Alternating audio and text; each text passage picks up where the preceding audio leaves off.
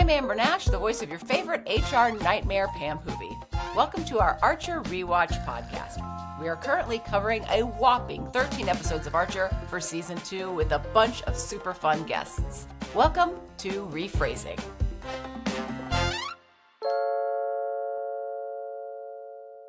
Hey guys, welcome to season 2, episode 9. I'm your host, Amber Nash, and here with me as always we have... I'm Casey Willis, executive producer on Archer. And...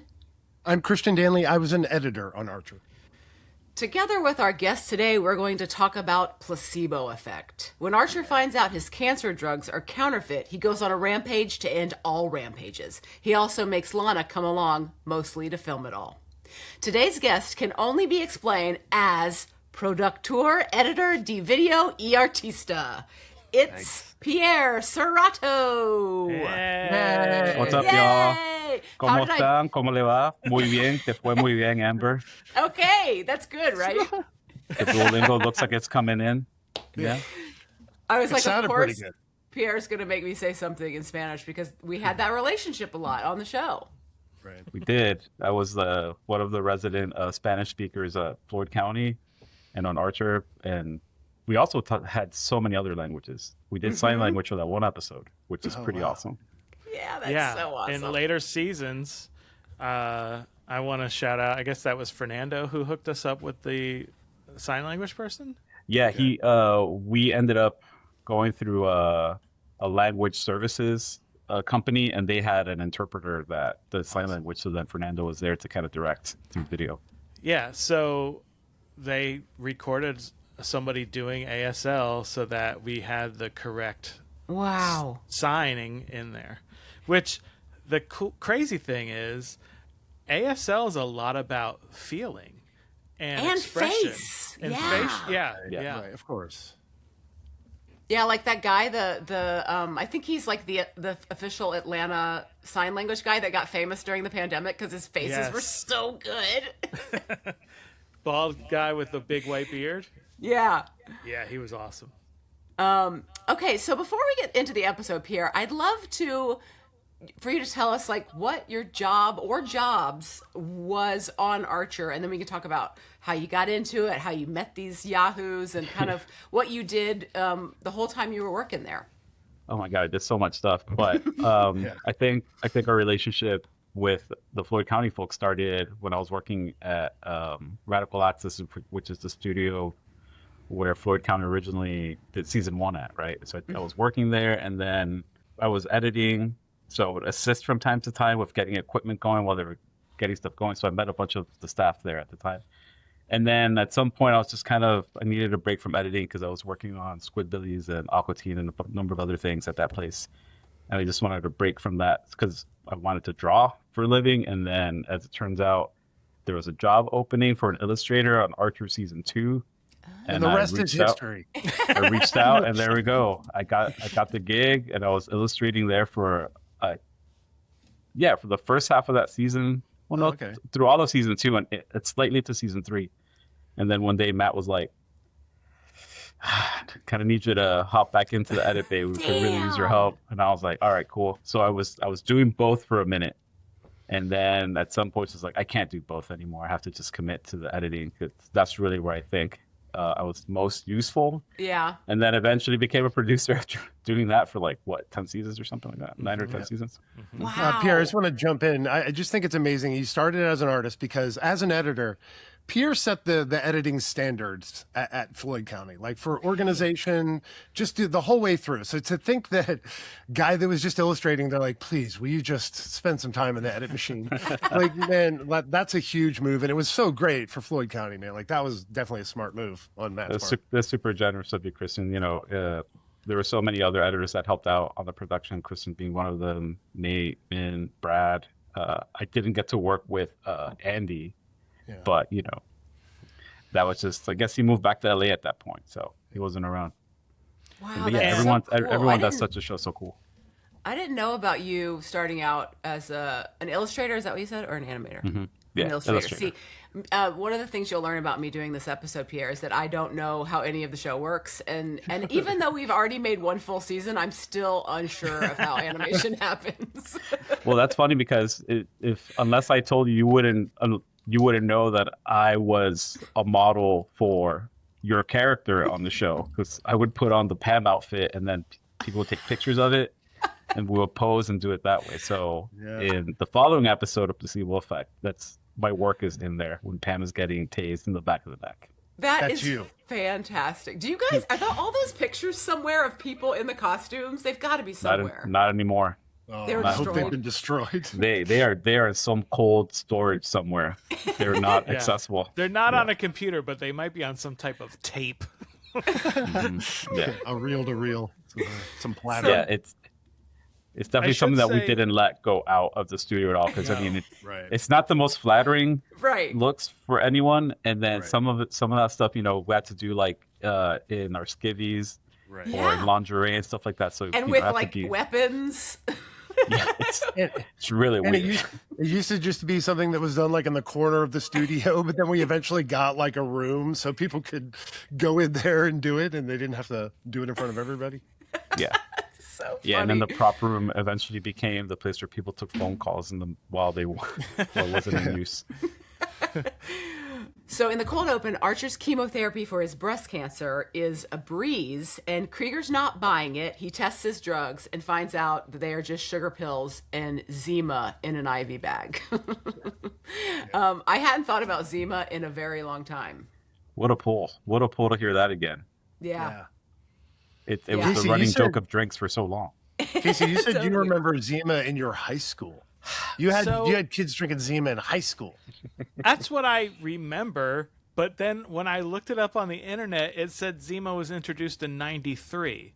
Yep. Okay. Yeah, but I heard that a kid in your class worked with the guy. His dad works with the guy who made Zima, and he got a free special case of Zima. It had to be because I graduated high school in '92. Yeah. So either I'm confused. Yeah.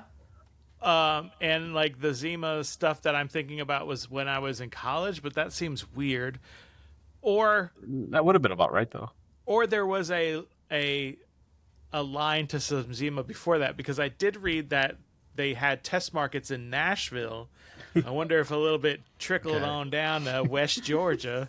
Somebody probably had to drive some. They had to get a blocker and get a big rig, get some Zima down Texarkana. We got to get this to some high school kids. And so Zima was a lot. Let me guess. I think it was a lime flavored malt liquor. Is this correct? Yeah, it's like Sprite, like boozy Sprite, basically. Yeah. I have a lot to talk about this in when we do our segment. Okay, great. All right. I remember people talking about Zima, and then this is gross, but the other drink that I remember in high school drinking was something called pink panty pull downs. Oh my god. And it was like pink, like Country Time pink lemonade, and then just like Everclear or something crazy like that mixed together. Why does anyone drink Everclear? That was like an abomination. It's like the H-bomb and Everclear are man's greatest horrible things ever made. And the reason I don't know about it is because I didn't drink at all in high school. I believed my mom when she told me that she would kill me if I ever got drunk in high school, and I didn't do it. Wow, good for you. Did you guys have the prom promise where you had to promise that you weren't going to have sex on prom night? I didn't go to my prom. Yeah. Aw. At my all-boys Catholic school, we did not do that, no. Oh, man. that promise was built in. Yeah, it was sort of part of the arrangement. It was built in from the jump. You didn't have to. So, Casey, you chose this episode for Pierre for a specific reason. Is this correct? Yes. In my memory, this was the first episode that Adam Reed said, hey, I have to check out or I'm going to go crazy. Because he was doing kind of everything. He was writing. He was directing the voiceovers. He'd sit in on all the edit sessions. And he was probably even going to the sound mix, too, at the end of it. and he just realized that it was too much for him, and he had to relinquish some stuff. Okay. So he chose to stay writing, and said to Matt Thompson and you guys got to put this one together, and I will not look at it. Because he knew if he looked at it, then he was going to make changes. Yeah. Right. And we heavily had to rely on Pierre, who was a great editor, to kind of put that first. I mean, Pierre's comedic timing and instincts are right in line with what Adam was doing and what Matt and I were into. So, like, even Pierre's first pass at stuff was fantastic. It was airable. And then we would come in and make small adjustments, but I mean, I think that the other part of this is that once we turned this episode in, Matt got a call, or maybe it was Adam got a call from the head of FX, Landgraf, and he was like, "Great, my favorite episode so far." And then Adam's like, "I guess you guys are doing this now." Oh yeah, Yeah, man. it's what so a great good though. turnout, The two cancer episodes, I hate to say it, but they're really good. Wow. It's like really the good. initiation of Rampage. I mean, Yeah. come on. So, Pierre, I have a question. So, with comedic timing, like, I always think about it like from a performer's point of view, because that's how I came up. And do you have any performance background? And how do you, like, what's your relationship to timing? Because it's so, like, I think people either naturally have it or don't, but I do think there is some wiggle room that you can learn in there. It's not pure talent. So would you just talk about that for a minute if you have any thoughts about it? Yeah, I almost interrupted any one of the things that just happened before when Tom was speaking. Almost said interrupting cow, because I thought that would have been incredibly appropriate with respect to comedic timings, but I didn't, because I made a joke like that once about I just saved 10% on Geico, and it went so horribly bad that there are so many suppressed memories from that time of just like sitting in a room with the gang and like try to be part of the joke, being in on the joke and just making your own jokes, where I was like, no, these guys are geniuses, they're really funny, and I'm not that. But yeah. Let me. Please. But yeah. So I grew up in the '90s, and I watched a lot of MTV. So I think I got a lot of my timing from music videos. Honestly, just watching a lot of that stuff. So I think that was the primary influence, and then just cartoons. Watching Looney Tunes and just anime. Watching a lot of early anime on VHS tapes and stuff like that. So that really influenced me a lot. Wow, that's and so you cool. mentioned working on Squidbillies and Aqua Teen, which I think probably also gave you some of that adult, what I'm going to call Adult Swim timing, which was like the awkward pause and that kind of stuff, which we kind of did some of that in Archer as well, but more of a hybrid style. Yeah. I mean, it's part of the DNA, though, right? But also, like the '90s, like the Gen X, I don't give a shit kind of mentality of like, just say, wait, and like, is something coming after that kind of timing as well? I think that also kind of factors in. So it's like kind of extremes where it's like hyper cutty and then kind of hyper slow. Yeah. I mean, if you're an editor, you have to have a sense of timing. I mean, and then if you have that, then you can learn whatever show style it applies to. But there has to be a base of timing. Now, have you ever like trained someone and been like, "Uh-oh, this person just doesn't have like"? I mean, don't say their name. Someone who's not on the podcast currently.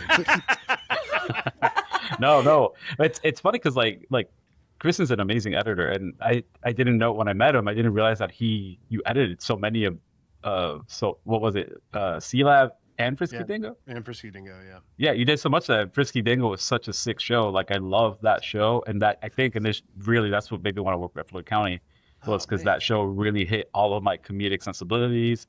It looked great for the time. And I think that was my first exposure to Amber. And it was also a show that didn't involve Jon Benjamin, because prior to that, he's followed like my animation career since like 2005. Because the first show I worked on was at Soup to Nuts.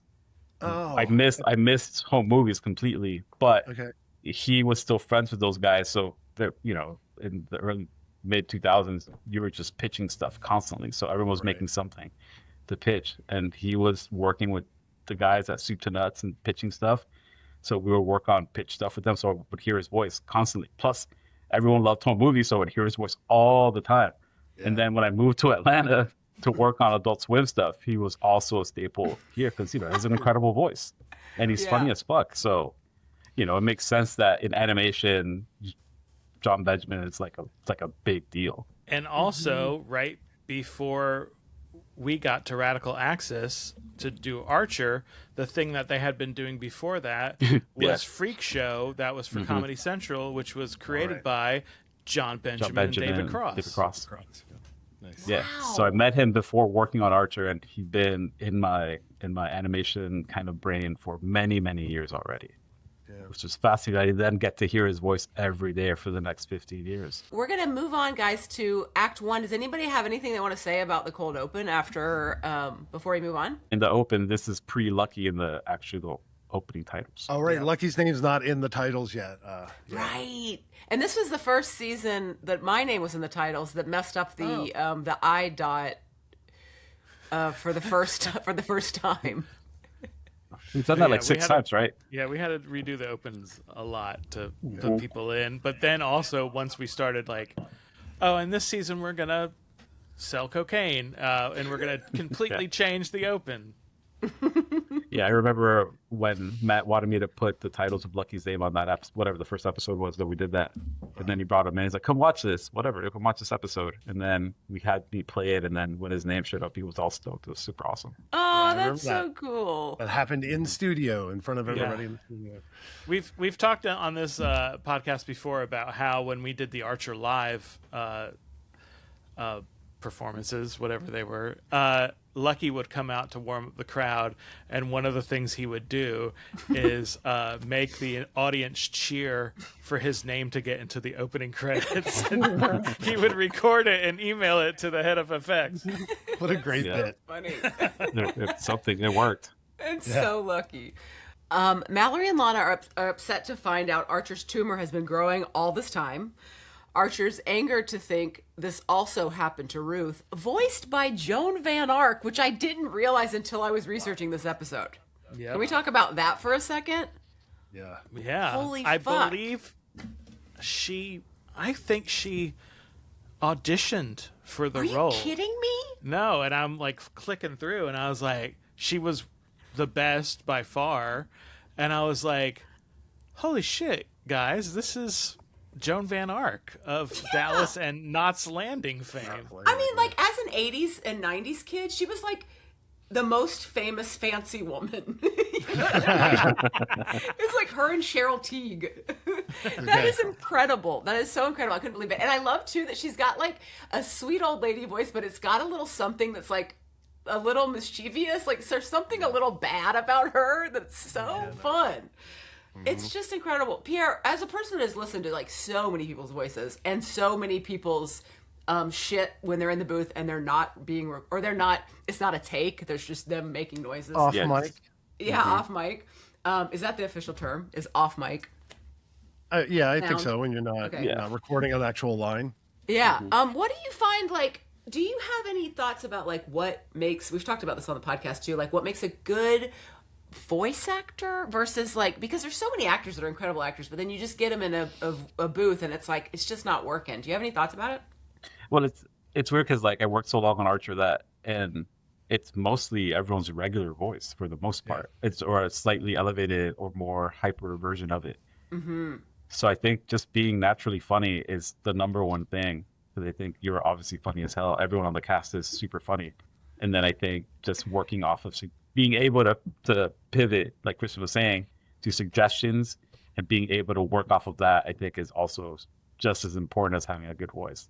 Because I mean, if you can't take direction well, then, you're just going to piss everyone off. And then you're going to be mad as the artist because you're like, I can't get this. I can sense the tension even through the sound booth. You can tell when it's not working. Oh, 100%. It's very palpable. One of the hallmarks of C-Lab and Frisky Dingo and probably other Adult Swim shows that carried over to Archer was using some of those off-mic things. So a lot of times somebody would chop the audio, me or somebody else, and just get the lines out. But if you heard something funny or unexpected, you could go ahead and throw that at the end of the session.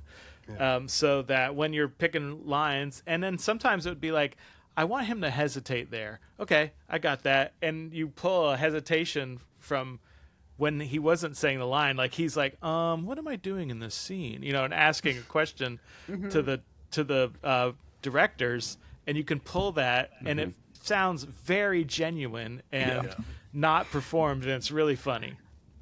Yeah, it's like directors that want to hire people. Like they're like, I need a Florida man, so they just like hire like an actual Florida man as opposed to.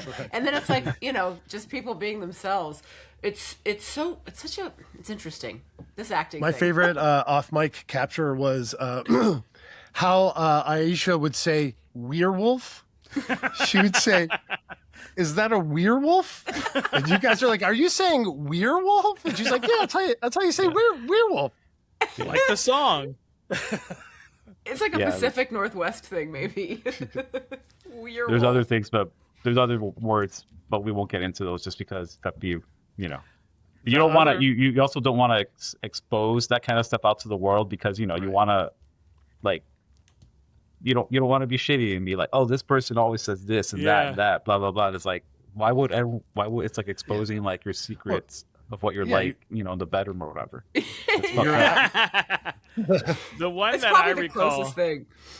that we did was so a lot of times somebody would read with an actor, and one time it was Marcus who was a producer at the time, and Marcus was reading with Jessica, and Marcus stumbled over his lines a couple times, and Jessica just goes, "Get it together, Marcus."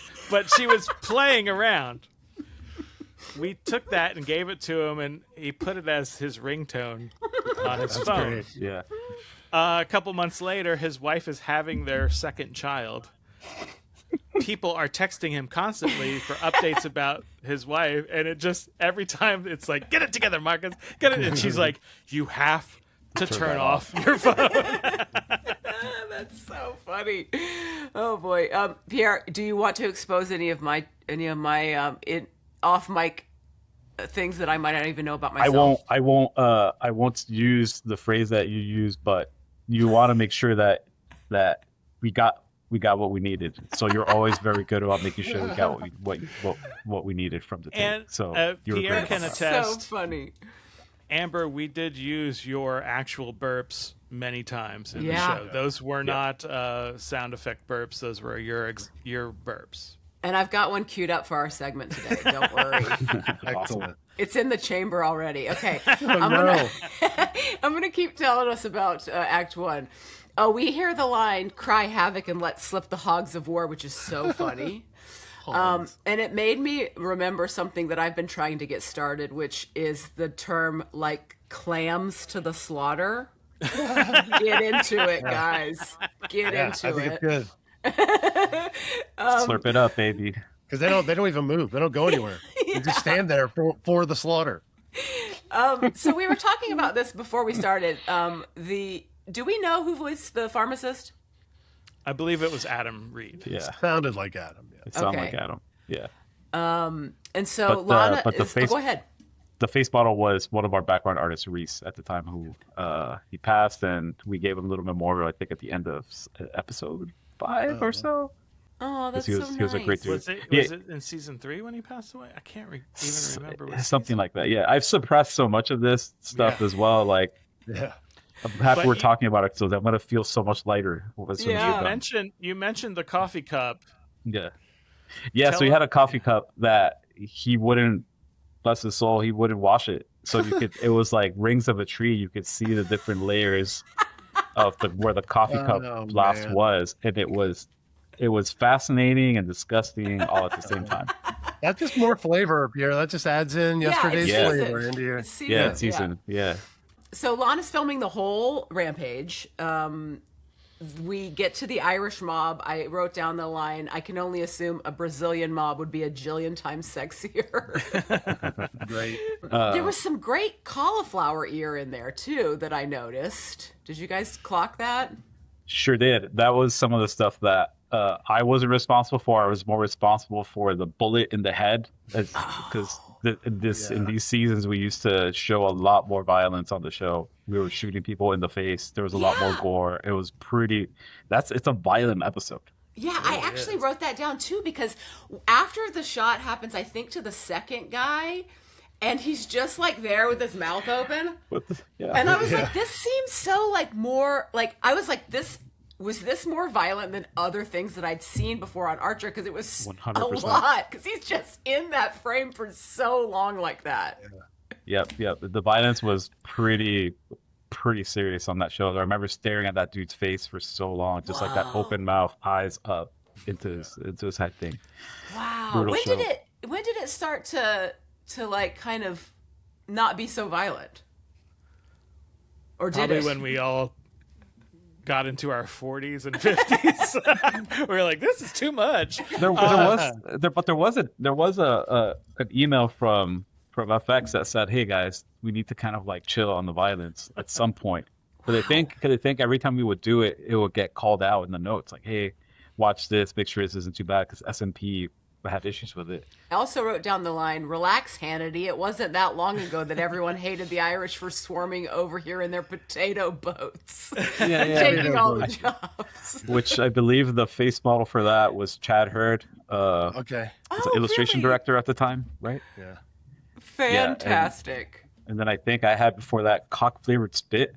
What the fuck? That's a great one. Just pulled out of thin air like that. Oh God, I don't even remember how many takes of that he did, but it must have been 1 or 2. Wow. John only does 2 to 3 takes of anything, if not just 1. This was pre Steve Harvey's Family Feud.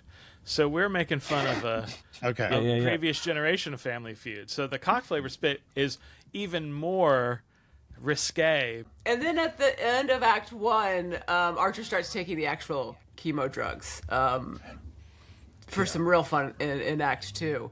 Sonically, these episodes are so different than what we do down the road on Archer. Yeah. Okay. I remember trying to find the perfect vomit sounds. Archer's puking into the toilet. Yeah. And then musically, it's not as dense as later episodes. It's very light, kind of like little bits of music here and there. But when we get into season 7, where we actually have a proper composer making stuff for us, it's night and day. If you watch the episodes for that alone, you can see the growth. If not, I mean the show it gets better every single season, no matter what. Yeah, that's a great point, Pierre. I totally slipped by me how sparse the music is in these early seasons, because editing those, I would even say by 4 or 5, we were laying in a lot of needle drop, into scenes, out of scenes, editing the chunks of the songs, and wow, great point. But it also really highlights how good the dialogue is, because there's no distraction from it. You are listening to this back and forth, because the show is 500 jokes a minute, so there's no distraction from it, which is also kind of awesome too. When you were doing the vomit sounds, did Jon do those, and you guys were choosing from stuff he did, or did you get them from somewhere else? Well, he had the quark, the kind of thing, but then the sound of, because you have to think the toilet. Exactly. Yeah. How would this sound? How would cancer vomit sound in this disgusting Irish I remember toilet? I looked so hard for the sound of water or liquid going into a bottle, filling up and spilling over. Right. So in the elevator episode, Pam has a 40 bottle that she pees into. But it happens off screen, obviously. Yeah. Right. But it's such a specific sound. That's not in a music library. Right. No, okay, so tell me about where this stuff's coming from, when you're looking for stuff like that. I will not divulge secrets of where we got some of that stuff, because also a lot of it was scratch. This was also the season where we had Michael Kohler doing our sound design before it went to JC, who did the bulk of the season. Both of them amazing audio engineers. So we would do scratch stuff, and then eventually he would give it a proper sound. So I don't know if he Foleyed some vomit or if later down the road JC just peed into a 40 himself just to get that proper sound. But somewhere down the road, Wouldn't put it past him. they made it sound pretty good. Wow. And that's so another facet of the thing that, you know, if you're just looking at visuals, it's like the hidden art, like editing. You know when it's bad, but you don't notice it when it's good because you just kind of take it in subconsciously, and you're just like along. You forget that it's there because you're along for the ride. But when it sucks, you're like, oh, so bad. That just are, you know, like just regular watchers of something aren't thinking about all that stuff. Because just for me, my personal experience just in doing voice work has made me more attuned to what people's voices sound like, just from the virtue of listening differently to stuff. So it's so fascinating to think about. That's really interesting. I love that. Most people are cool with a bit because, you know, visuals everyone runs the gamut of like, I think this is cool. It's also so subjective. But audio, everyone knows when something sounds like shit. Yeah. Everyone's like, oh, that sounds terrible. Is that low quality or something? I'm used to like my lossless Apple Music thing. Right. And JC was very detailed. Like there would be the sound of like hands touching or like this across a sleeve, you know, like little things that why would you think to put that in there? But truthfully, to kind of pick up on that before we move on, the first thing that I remember Matt told me when cutting radios was like, if you hear that when you build this radio, if I don't have any questions about what's going on, we can move on to picture, because that's how you know it's effective. When you can imagine stuff and you're not like, what's going on here? What's going on there? So we'll do pretty robust audio design passes with music, full effects, and stuff like that. Pierre's talking about the radio edit that we would always do. The very first step in putting Archer together was to make no visual, just completely radio, like a radio drama edit. And yeah, you would have to live with sound because you had no other way to to show it. Wow, and how Old-timey long stuff. would that take from beginning to because I guess did you guys work? You're working on more than one show at a time, right?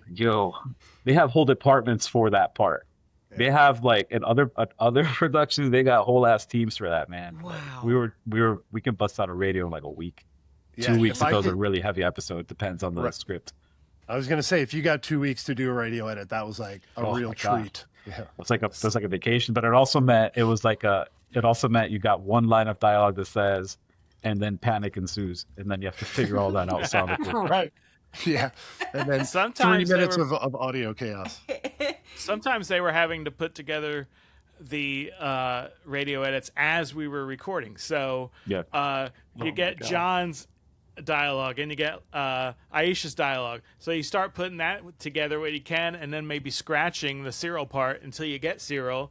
Then you put him in, but then when you get him, all your timing's going to change because Chris Parnell did something different. So, yeah. And then there were people in the studio who could do a pretty close Cyril. So you would be like, Casey, please record the Cyril scratch because I know that at least it'll be like pretty close when I go to put in the real Cyril.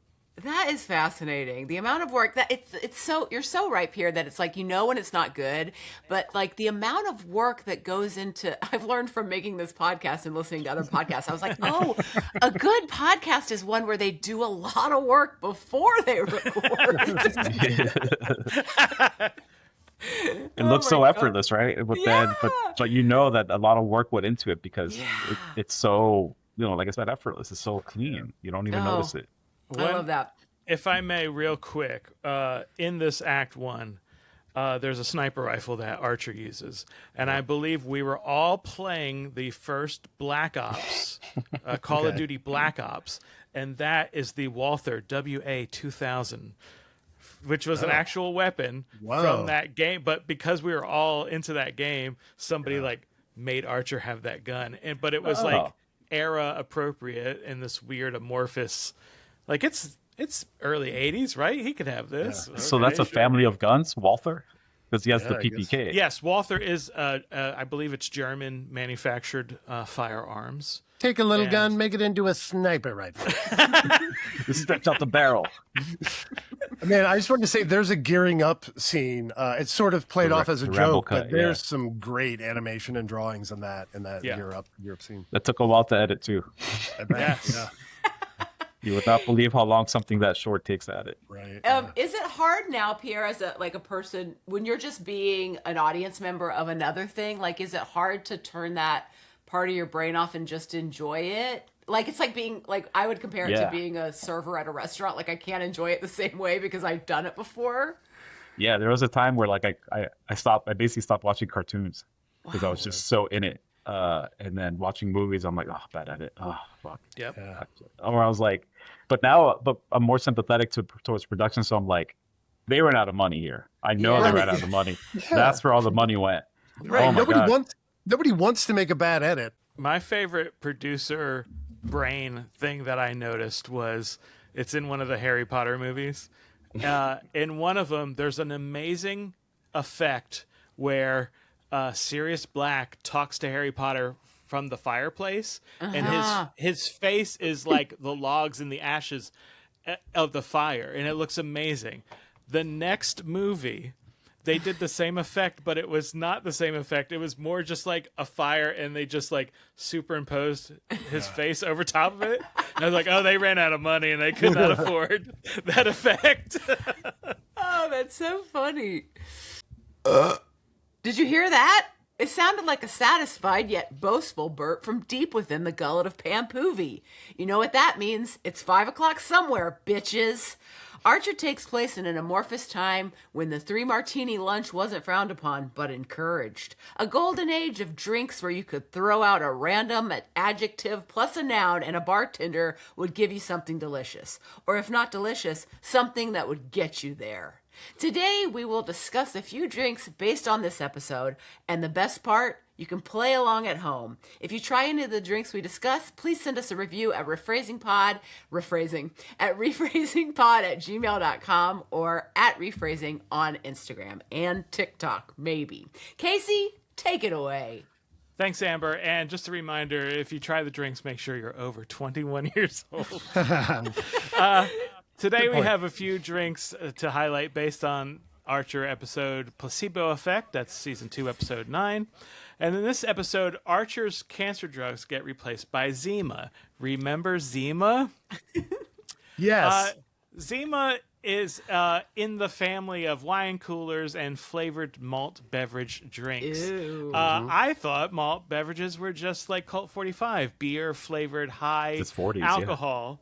But I don't know when it started, but I just remember a proliferation of 80s wine coolers and flavored malt beverages that extended through the 90s. Bartles and James, I remember being very Seagram's. big. Seagram's Golden Wine Cooler with Bruce Willis in 1986 singing the theme song. I wanted to mention that Hudson Hawk is one of my favorite films. Is it really? It is. I own it and I watch it often. Nice. That's all. Danny Aiello is in it as well? Danny Aiello, there's a whole bit where they time out their heists to songs. So Bruce Willis, it's totally during his musical period. His Bruno phase. So I don't know, Amber, do you remember Bruce Willis put out an album, and I believe it was called Return of Bruno, or The Return of Bruno? Bruno was like his alter ego when he sang. This like Skepman kind of jazzy dude, hey. cool guy Bruce Willis. Like Bruce Willis used to be cooler. No, he doesn't. So Zima was put out in 1993. I swear kids were drinking it in high school. And the thing that 92. they would do, I graduated high school in 1992. They would take a Zima and put a Jolly Rancher into the Zima. Okay. So based on that, I would like us to talk about drinks. I'm going to give you a drink that's in the malt beverage realm, plus a candy. Okay. And then I want you to tell me the name of that drink and which Archer character you think would drink it. So Amber, you're going to be up first. Okay. The drink is a Mike's Hard Lemonade, and the candy is a Werther's Original. Oh God. Okay. This is going to be called a nasty caramel, and it's going to be Cyril's favorite drink. Why Cyril? Because I feel like he'd be like, I feel like Cyril has this like side to him that only comes out at night that he doesn't want his coworkers to know about, where he's like, probably cruising for some unsavory characters. Oh. And the man is an absolute unit. We think of a Werther's Original as like an old person's candy, but Mallory would never have Werther's Originals around. And Cyril definitely would. Yes, absolutely. Absolutely. Pierre, your candy is Rainbow Nerds, and your alcohol is a Grapes Gone Wild Buzzball. Those little round ones. Huge fan of the Buzzball. Shout out to women-owned businesses across the world. Wow, is Buzzball a female-owned business? Sure is, buddy. Just look at. I've drank enough of them to have read the labels on it, and it's like women-owned. It's like sick. I'm so excited to be supporting women-owned businesses. Also, me and my wife have drank so many of them that it's like the second we take a sip of it, we're like instantly hungover. they're so are crazy. Buzzballs the ones you can put together and form a big staff, or is that a different Buzzball staff? I mean, you can do that with anything. Okay. Properly motivated. Try, yeah. Right. Come on. If you're a wizard, you can make a staff. If you're a wizard, you can make a staff out of anything. Maybe I should play some D&D. Maybe it's a little overly harsh, Christian. I'm sorry. I think you do well, Pierre. I think you do well. Yeah. What was there? Was there a Rainbow Buzzball flavor? Nerds and a Grapes Gone Wild Buzzball. I've not partaken on that one, but I assume it's grape flavored. Well, can I ask you, Pierre, have you ever had Grapes Gone Wild, the flavor? no, I've never had that one. Because I wonder what makes it not just grape, but Grapes Gone Wild flavor. Right. Because that might What have they done? the flavor profile here. It's the alcohol. I think it's the alcohol. Right. It's just the alcohol. That's the wild part of it. That makes sense. These aren't unreasonable grapes. They're regular grapes who are drunk. God, who would drink that? I feel like maybe Ramon Limon would be into it. Ooh, potentially. A nice pull. Yeah, I mean, no. I was gonna say Conway, but like that's fucked up, right? I like Ramon because the Rainbow Nerds kind of a pride thing. Mm-hmm. Yeah. So we'll go with that. I'll go with That's Ramon Limon. fun. And do we have a name for the Rainbow Nerds plus Grapes Gone Wild? I got one. Okay. Grapes Gone Proud. Nice. Nice. And it's refreshing because Pride is usually in June when it's really hot. Yeah. Mm-hmm. Christian, for you, the alcohol is a twisted tea, and the candy are Twizzlers filled twists. What is a filled twist? Well, the hole in the middle of a Twizzler. Somebody put a bunch of shit up in it. So, oh boy, the flavor is Tropical Blast, Pink Guava, and Paradise Punch. Oh, that's delicious. Ooh, that's all the stuff they put in the Twizzler? Yes. That's Plus, too many. And then you're combining that with a many. twisted tea. Just a regular twisted tea. All right, so I'm supposed to come up with a name for it? A name and who would drink it? Okay. I'm gonna call it a Twirzant. and you would drink this in the 90s at Backstreet in Atlanta. Nice. And it would come with a little tab of MDMA. Nice. No, this is that's what you're gonna squeeze. Yes, it's a Ray Gillette drink. You're gonna squeeze out the innards of the Twizzler, stuff it with powdered MDMA. Lovely. And then that's your Twirzant. Twirzant. But the name is also a warning. Yeah. Y'all gonna get twert tonight? Fantastic. Oh, thank you guys so much. That's our drink episode today. So funny. I encourage the listeners to try it. Maybe not with the MDMA. All right. Well, sounds like a drag.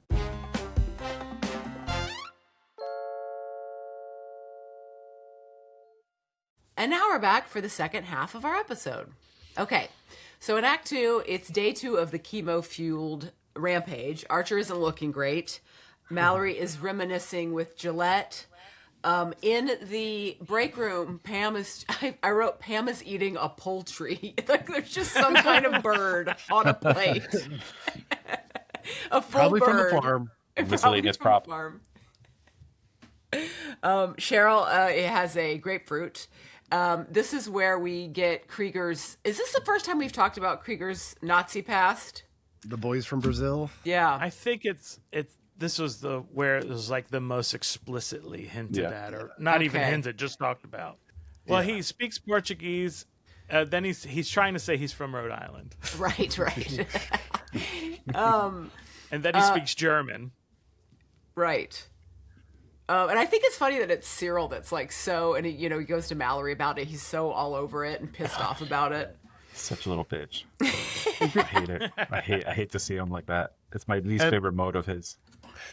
And then Krieger's boys from Brazil gets walked back a little bit, right? Isn't it kind of like, yeah, well, if I was a clone, wouldn't I look like a clone? And then by the time we get to the Dreamland seasons and the Coma seasons, it's like we really dive into the sort of parallel universe. Yeah. Now, was there ever a conversation about slowly trying to make Krieger look more like Hitler? No.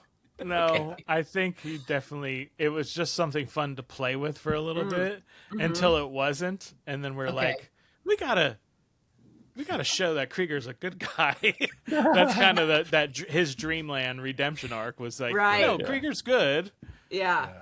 Yeah, and speaking of showing good guys, this was because we've talked about this a lot. We talked about this with Adam Pierre about how like he had to start making Archer more likable because he couldn't stand living with him anymore when he was writing, and it's such a great like his relationship with Ruth is such a a save the cat moment. Like he really loves Ruth, and he likes older women that aren't his mother and animals. And animals. He is such a champion of the fine feathered friend in all animals. But he also loves eating them so much. I don't know how he. That's he's how much an asshole. So yeah. I loved you don't have to yell, Lana. I don't have ear cancer. And then he blows up that man with a grenade in his butthole. Yeah. Wow. Yeah. Brutal.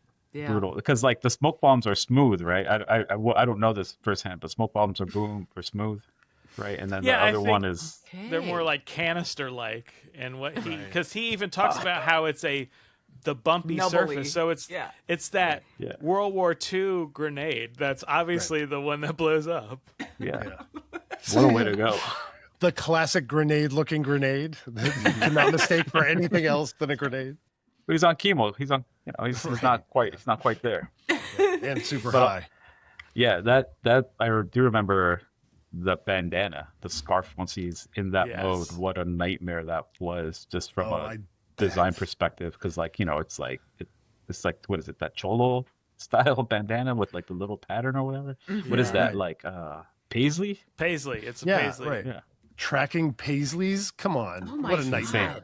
And so also you notice how it's on his ears. Mm-hmm. And I think that was because of the way our heads were drawn.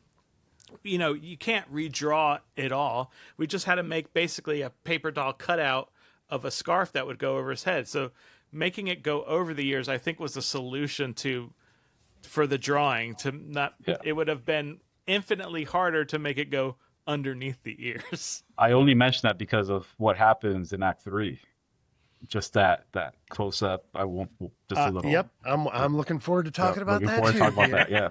Oh, I think there was like one of our storyboard artists at the time, Caicedo. He had like a little tag in the bathroom when Krieger is burning all the documents. Nice. And I believe Caicedo invented the Pam tag as well. Probably. Awesome. That's like his hand The only style. thing I put is that when he has the airsick bag, it says Sky Air on it, which was one of our in-house. That's the airline that we created in season 1. The stewardesses are always from Sky Air. Also, one of my favorite things to edit, just the timing of when he throws the bag out and then you hear that little from that one. It's little things like that. It's like great. You would never hear it, but it's still funny. Yeah, getting those little jokes in, because we talked about that in with some of the animators too, like trying to get those little things in that are yours that when you hear it. It's so fun. There's this dumb. I was going to say there's this dumb audio joke in Wet Hot American Summer that whenever anything gets thrown off screen, there's a clay pot breaking noise. That'll be like, and then like a few seconds later, like clark, it's off screen. They do it like 6 or 7 times in the whole movie. What a shame Paul Rudd was ever on Archer. What a shame. Oh, right. So how, just going back to the Sky Air thing, if you had to guess how many like invented brands there were in Archer, do you even know? Every brand. You know, like you had to make up almost everything. Right? Yeah, beer, magazines, the red beer, yeah. Wow. Red but also, beer. I think the show in itself elevated my my knowledge of luxury brands because I would read scripts and I'd be like, the fuck is La Crusette? What is that? Yeah. And then it'd be like, oh, Archer would be like, oh, it's an Hermes belt. I'm like, what is Hermes? What is this? So it just opened the show just opened my world to so many different things. Wow. Baby Bergdorf. Yeah. I mean, I know Mithril. I know what Mithril is now. Why would I ever know what Mithril is? I know, we learned so much. That's so true from Adam's crazy brain. Like the reason I know how you need to play more D&D. It's true. The reason I know how to keep guacamole green is from Archer, because he explains that you got to push the plastic down onto it. All so the way, there's no air yeah. in between. In Act 3, Lana's ear's bleeding. They stop at the hospital. Archer finds out that Ruth is dead.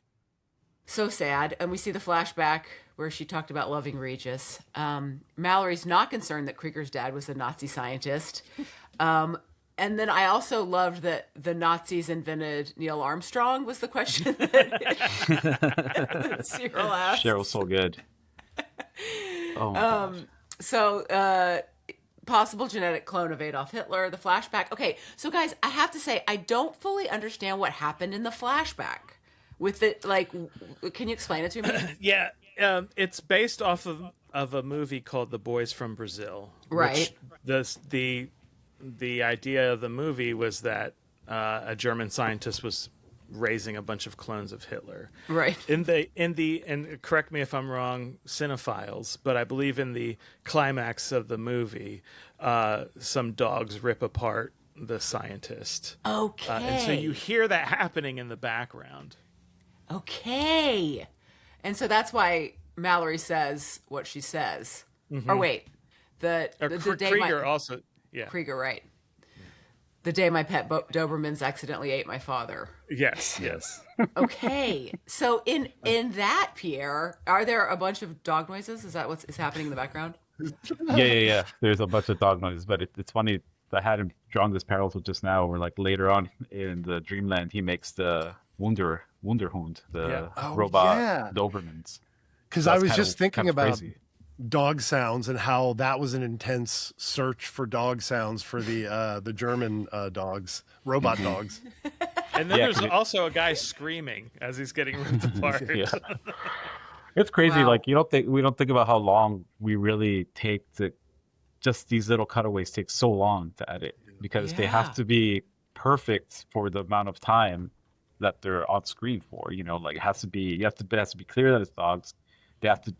It has to be low enough so that you know that they're far away, but also loud enough to be audible. Like there's just so much that goes into it that you don't even think about until you're setting up a joke. You're setting up a punchline for later, so you got to make sure you do that. Mm-hmm. Yep. Wow, it's so fascinating. Wow, I'm loving this conversation. Okay, so then we hear holy shit snacks. Krieger is one of the boys from Brazil from Pam, which is so fun. Yeah, shit snacks. And then terms of rampagement. Yeah. And Delaney and Mallory have been lovers. And I loved it was 2 weeks in Phuket. Anything goes there. Disgusting what he says. I had your mother for 3 days. Yeah. Like just that break. Like I had your. Who says that? It's the worst way you can put it, for sure. You could have stated the actual things you did, and it wouldn't have been anywhere near as disgusting as the way that he said that. I feel like he was definitely antagonizing Archer at that point. For sure, but still, it's like your parents know how to hit you the hardest, you know, or like he's not Archer's dad or anything, but like, or is he? I don't. Right. It's possible. One of the things that made me laugh so hard, and it's hard to do because I've seen all these episodes before, and it made me laugh out loud, and I'm guessing it was an everybody joke, was seriously, what is cancer? The best part of the show is editing all of those together because like you have to pick someone to be loud. Right. But you have to throw, and it all has to make sense, like to a certain degree. It can't just be, oh, it has to be actual words and ever record something for it. Yeah. Yeah, I mean, it happens almost every episode. There's a little jumble, and then one little floats to the top, and it's definitely a skill. Generally, those were improvised, or sometimes they'd be come up with in the group. I think there was sometimes it'd be scripted, but then it was also like, what do you think it should be? And obviously your talents kind of shine there. And it was never one of these things where it's like, oh, this person has to say this line. Very, very seldomly was it, but generally it was more like, oh, we want to give Krieger a line here, or we want to give Cheryl a line, or we want to add to their like line count or something like that, or give them a little shine in those little things. Do you guys remember if Seriously What is Cancer was scripted or not? Because it sounds like something Judy would do. I think it was a ad lib. And then she's so goofy too. But like so many of people's catchphrases would come from ad libs. So I think Krieger's "Me Too," that was an ad lib, and we put it in, highlighted it in an everybody line, and then Adam liked it, and then that became one of Krieger's catchphrases. Yeah. Or Lucky would just say it during a Krieger record in an everybody line, and if we wanted to, we would highlight it, and it just became one of his catchphrases. It's also amazing just hearing. I mean, how many times would you guess you've said "holy shit" snacks in your life, Amber? Gosh, is like, who knows? I heard all of them. Yeah. I listened to every iteration of them. It was your job to listen. Up until the point where I think you get to a point where you're like, we got it, right? Yeah. Yeah. You have like seasons worth of it. I know. Yeah. Aisha would say that a lot because you guys got it, right? She would always have the dash, ! The interrobang. Yeah. And that was her line, and she'd be like, like that. And then eventually, it took her a long time, but like in season 11, she's like, do I have to do these anymore? You must have a million of those. You got this. Like Lana's just going through so we ended up making little banks of just Lana screaming Archer or Archer screaming Lana, and then laughs, just a bunch of utilities that we can sprinkle in throughout episodes and stuff like that. Okay, that's like the job that I would imagine you'd give to an intern. Did you guys ever have interns that you'd be like, okay, make all this stuff and put it in banks? Nah, dog. Not at all. But I mean, there was a time where like we, I don't remember exactly where her title was, but Maddie B would cut them. Yeah. Jasmine would also help cut some of that stuff up. Yeah. But a lot of it, was part of the gig, which again, there was whole ass departments for that kind of stuff on other productions. Yeah. Or the studio. Well, here's the thing. It's kind of a neat thing. Because an audio studio will provide that as a service. We're like, hey, we'll chop it up for you. We'll take out all the dead air for you for a cost, right? Okay. And then you have to wait for them to actually do it. Whereas if we record it and then I do it, it's instant. I'm just chopping it up. I'm also ingesting it as I'm cutting it up. So I'm getting familiar. I'm familiarizing myself with the dialogue as I'm getting it. So I already have kind of pre-made decisions of like, I like that take, remember? So I start kind of moving stuff and planning for my edit in that way. Yep. Wow.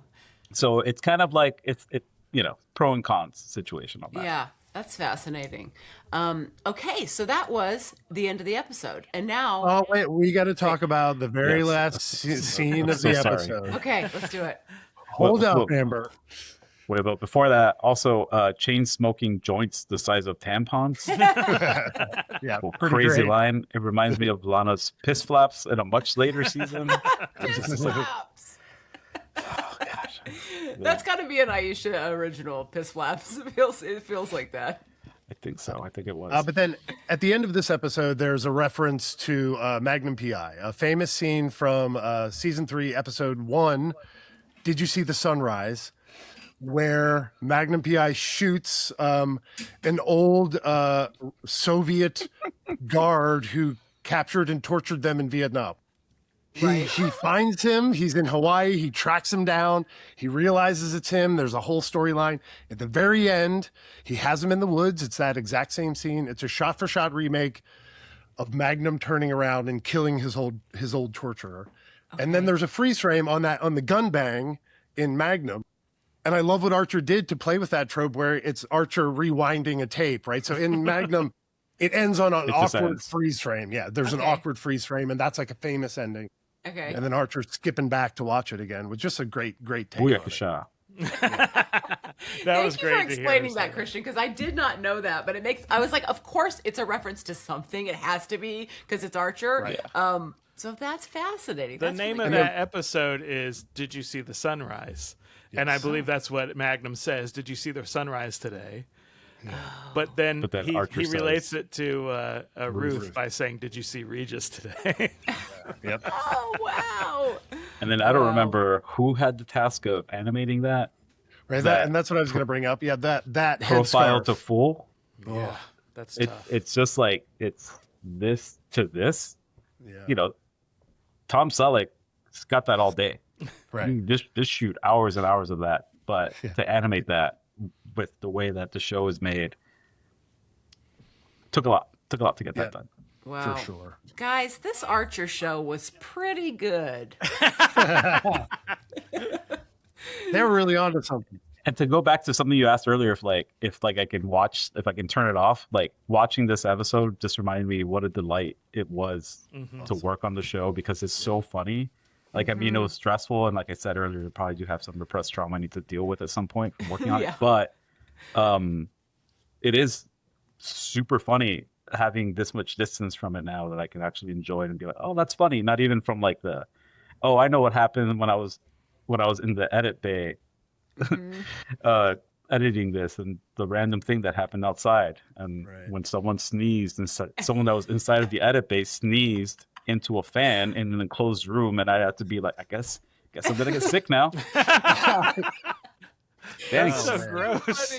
That is so Yeah, gross. it's disgusting. It's funny because like on most shows, most podcasts that are like rewatch podcasts, they're talking to actors that were on set all day. And so they have lots of stories, but we never even worked together. And so all the behind the scenes is that stuff. It's you guys and what was happening to you when you were putting the shows together because you guys were putting in the hours and we were just flittering into the booth and out. Casey. Yep. Yes. It's time for trivia. I need to find a writing implement so I can make some notes about. So Pierre, you need to know going into trivia, your score is 98 points. Woo. Whoa. Very That's a high. big score. Yeah. 98. Okay. All right. I'm going to start off with kind of an easy trivia question. Okay. Kind of. When Archer suits up, it's kind of a dual reference. One is kind of Rambo, when he was suiting up. But then he has these spring-loaded pistol braces on his forearms, which is obviously a Taxi Driver reference. Who directed Taxi Driver, Pierre? Scorsese, right? Scorsese. It was nominated for 4 Academy Awards. It didn't win any, but do you know which 4 Academy Awards it was nominated for? Gosh. Best actor.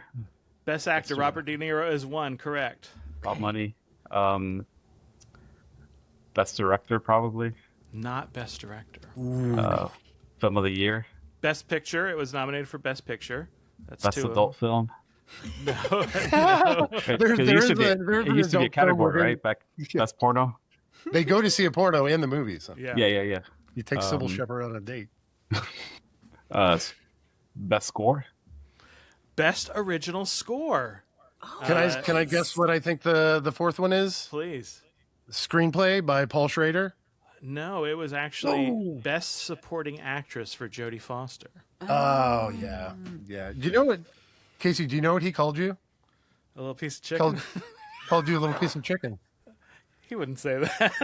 Yeah, you did. Talking about. There's a scene in Taxi Driver where Travis Bickle takes the Jodie Foster's character to lunch. They're having pie, and they're talking about her pimp, Sport, played by Harvey Keitel, and Robert De Niro. It's like this moment where he gets really serious, and he's like, "Do you know what Sport called you?" She's like, "What?" And he goes, "He called you a little piece of chicken." She's like, "He wouldn't say that." And he's like, "Yeah."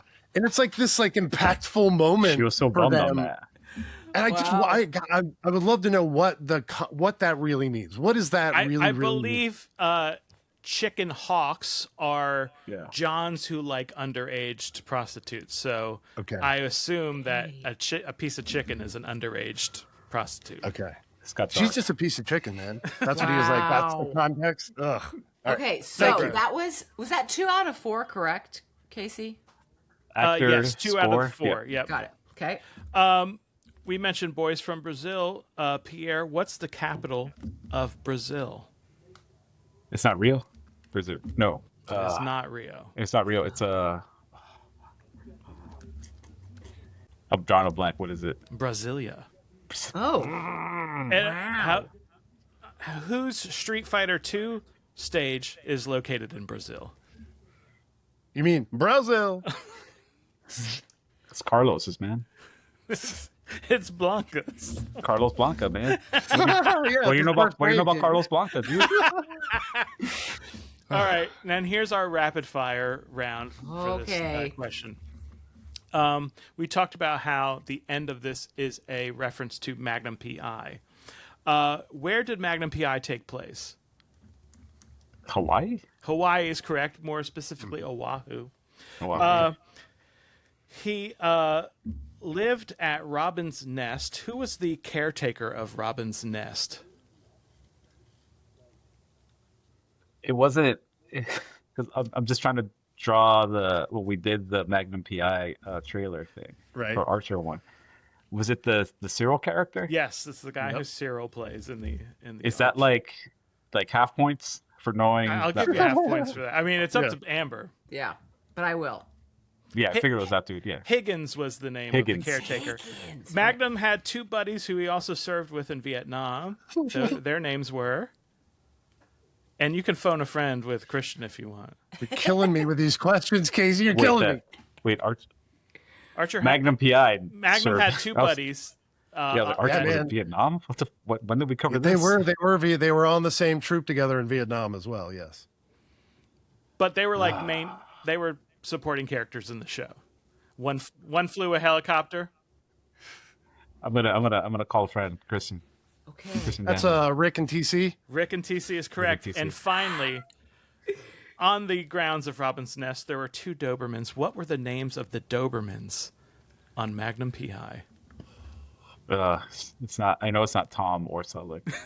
I wish it was though. And it's not Smith or Wesson. No, I don't know. What are they? Christian? Zeus and Apollo. Zeus and Apollo is correct. Wow. So there was also a speculation that Higgins was actually Robin Masters. There's you never see Robin Masters. You hear his voice on a telephone. And then there's even an episode where Magnum and Higgins get trapped in a safe, in a vault safe, and like Magnum pushes him on it. He's like, "You're him, aren't you?" And he denies it. Wow. Finally, Pierre, do you have anything you'd like to plug? Oh. No, not really, man. I'm just chilling. How about your incredible visual art that you like to do? Oh yeah, I guess if you want to wanted to plug that, you can follow me on Instagram at Oofster. Oofster, that's OOFSTER. Fantastic. Mm-hmm. Nice. Okay, Pierre, would you like to know what your score is? Yeah, let's do it. Okay, and I also have to say, Christian, if we can find a Magnum PI Golden Girls trivia, we would slay at it. Yes. Yeah. Okay. Okay.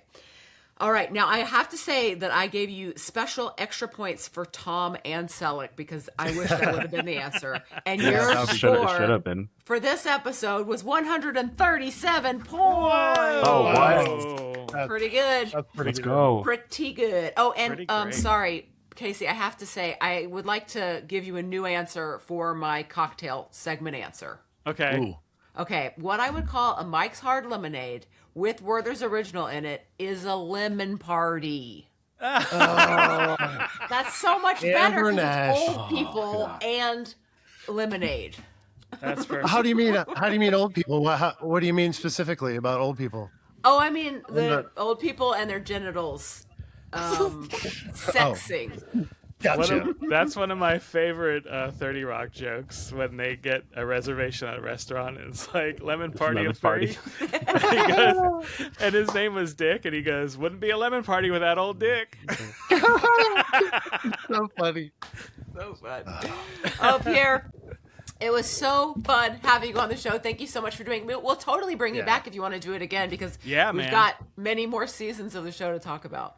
I have many more things to dredge up from my psyche. Awesome. But if this is my therapy, I'm happy to do it. This has been Rephrasing, an Archer Rewatch podcast. You can follow us on Instagram and TikTok at RephrasingPod.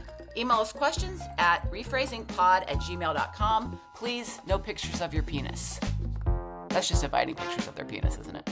Rephrasing is produced by Amber Nash, Casey Willis, and Christian Danley. Our theme music is by Matt Hoggs. FX's Archer is now streaming on Hulu. We're so excited to be a Maximum Fun podcast this season, and we'd like to thank all of the Max Fun members that support our show. If you're not a member yet and you'd like to become one, go to maxfun.org/join.